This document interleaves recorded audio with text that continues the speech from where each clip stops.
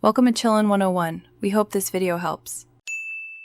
You begin by isolating power and supporting the gate so the roller carries no load. This prevents spring tension surprises. Once done, lift the gate slightly and set sturdy stands or blocks under the frame.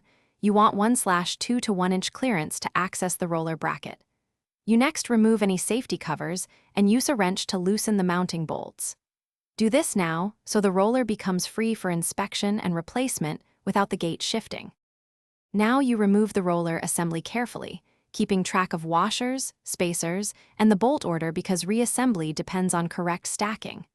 As you take the old roller off, inspect the axle and bearings. If they're pitted or bent, the new roller will fail quickly. Use a wire brush to clean the bracket faces and measure for alignment.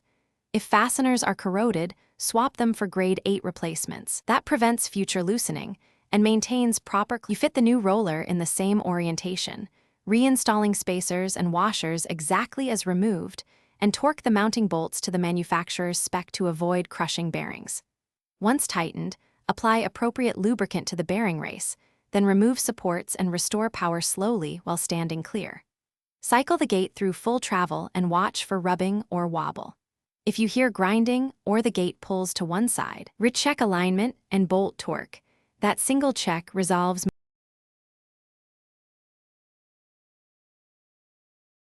Thanks for watching. Consider subscribing if we helped you.